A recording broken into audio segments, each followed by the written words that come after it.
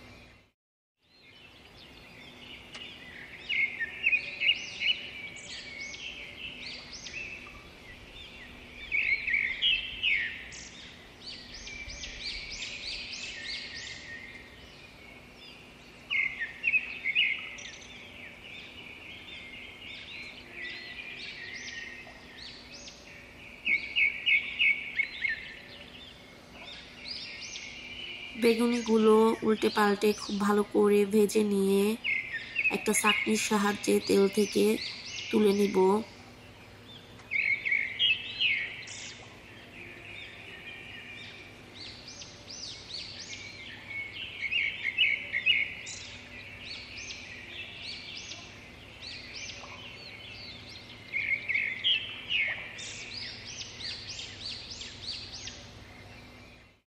ডিম আলুর চপ বানানোর জন্য আমি ডিম এবং আলু আগের থেকে আলুটা ভর্তা করে ডিমের চারিপাশে লাগিয়ে নিয়েছি। এখন বেসনের মধ্যে ডুবিয়ে আমি তেলের মধ্যে দিয়ে দিচ্ছি। এই ডিম আলুর চপের রেসিপিটা আপনারা যদি দেখতে চান তাহলে অবশ্যই আমাকে কমেন্ট করে জানাবেন। আমি পরবর্তীতে আপনাদের সাথে শেয়ার করব ইনশাল্লাহ।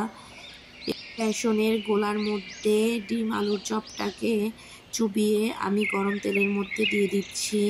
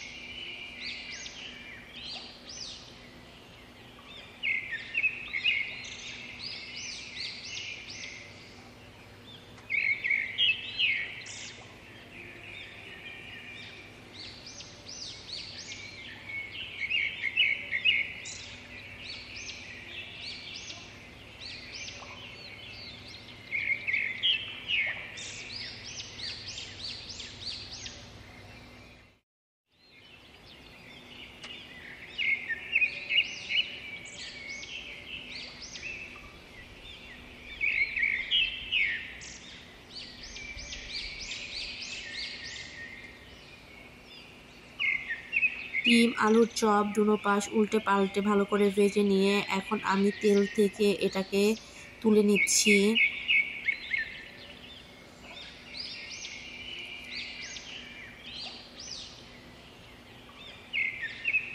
এখন আমি এই তেলের মধ্যে ভেজে নিব আলুর চপ।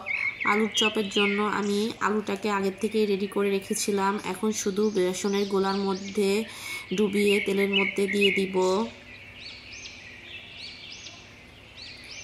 এই আলুর চপের রেসিপি কিন্তু আমার চ্যানেলে আগের থেকেই দেওয়া আছে, আপনারা যদি দেখতে চান তাহলে দেখে নিতে পারেন। আলুর চপটা খেতে কিন্তু দারুণ হয়।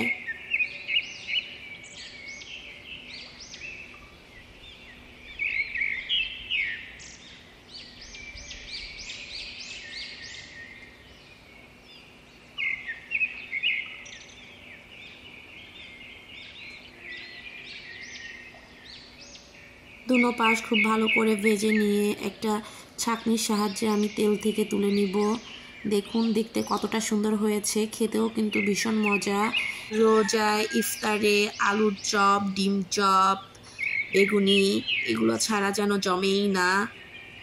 আর এ পাশে চুলায় আমি হাঁস রান্না করে নিচ্ছি। হাঁসটাকে আমি খুব ভালো করে কষিয়ে নিচ্ছি। এটা হচ্ছে পাতি হাঁস। হাঁসটাকে আমি ভালো করে কষিয়ে নিব।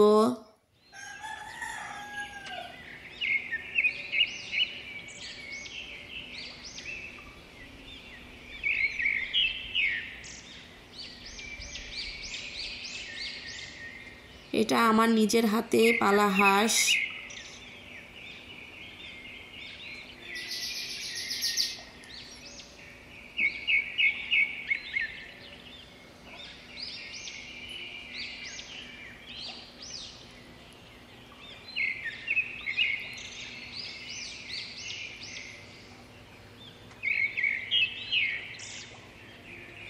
একটু সময় নিয়ে ভালো করে কষিয়ে এর মধ্যে আমি দিয়ে দিব পরিমাণ মতন পানি মাংসটা সিদ্ধ হওয়ার জন্য।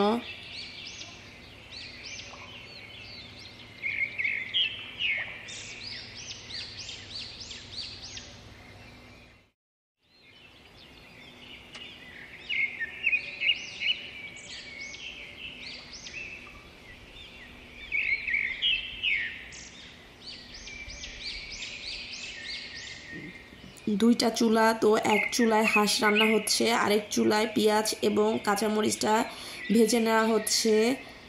এই পেঁয়াজ এবং কাঁচামরিচটা ভেজে নিয়ে এটা দিয়ে ডালের বড়া তৈরি করা হবে।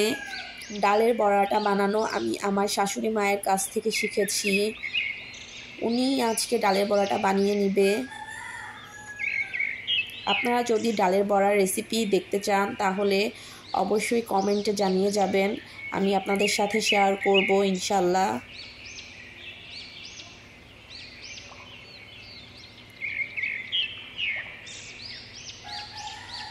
ঢাকনা দিয়ে ঢেকে দিয়ে মাংসটাকে সিদ্ধ করে নিব। আর এ পাশে আমার শাশুড়ি মা সুন্দর করে ডালের বড়া বানিয়ে নিচ্ছে। খুব অল্প তেলে এই ডালের বড়াগুলো বানিয়ে নেওয়া যায়, খেতেও কিন্তু ভীষণ ভালো হয়।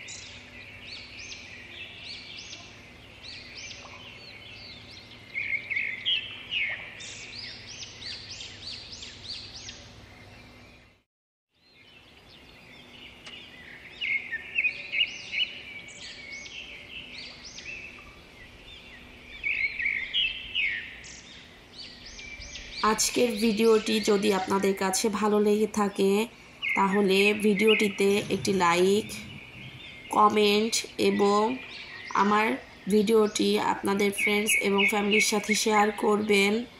আর আমার ভিডিওটি যারা দেখছেন কিন্তু আমার চ্যানেলটি এখনও সাবস্ক্রাইব করেননি, প্লিজ আমার চ্যানেলটি সাবস্ক্রাইব করে পাশে থাকা বেল বাটনটি অন করে দিবেন, যাতে করে আমি নতুন কোনো ভিডিও দিলে আপনাদের কাছে নোটিফিকেশন চলে যায় আর আপনারা দেখে নিতে পারেন।